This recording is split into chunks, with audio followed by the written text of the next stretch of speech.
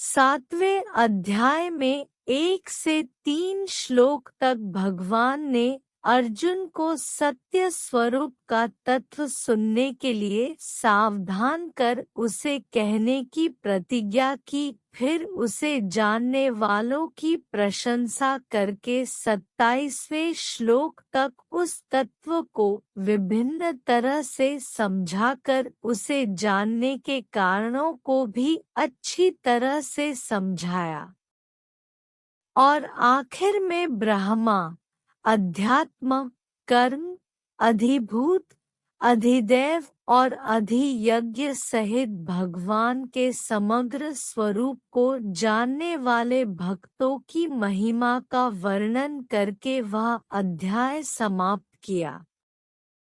लेकिन ब्रह्मा, अध्यात्म, कर्म, अधिभूत, अधिदैव और अधियज्ञ, इन 6 बातों का और मरण काल में भगवान को जानने की बात का रहस्य समझ में नहीं आया। इसलिए अर्जुन पूछते हैं।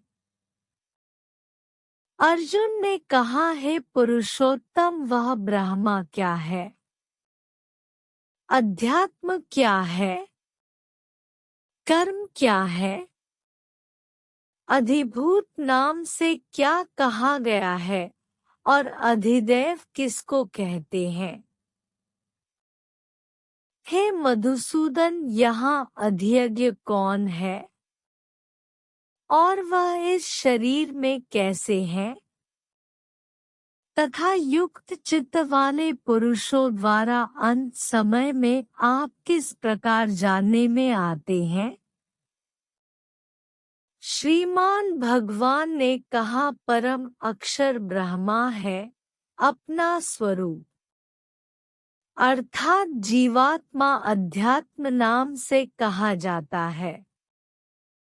तथा भूतों के भाव को उत्पन्न करने वाला जो त्याग है वह कर्म नाम से कहा गया है। उत्पत्ति विनाश धर्म वाले सब पदार्थ अधिभूत है।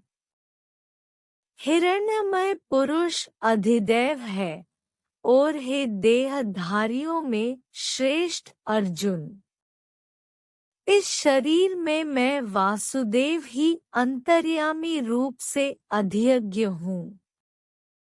जो पुरुष अंत काल में भी मुझको ही स्मरण करता हुआ शरीर को त्याग कर जाता है वह मेरे साक्षात स्वरूप को प्राप्त होता है, इसमें कुछ भी संशय नहीं है।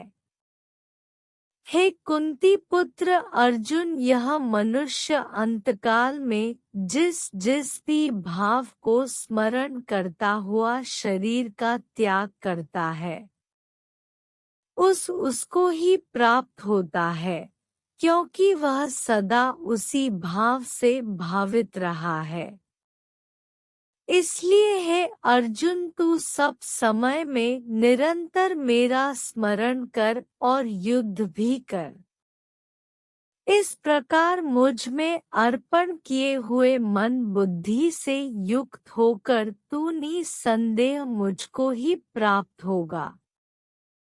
हे पार्थ, यह नियम है कि परमेश्वर के ध्यान के अभ्यास रूप योग से युक्त दूसरी ओर न जाने वाले चित्त से निरंतर चिंतन करता हुआ मनुष्य परम प्रकाश रूप दिव्य पुरुष को अर्थात परमेश्वर को ही प्राप्त होता है।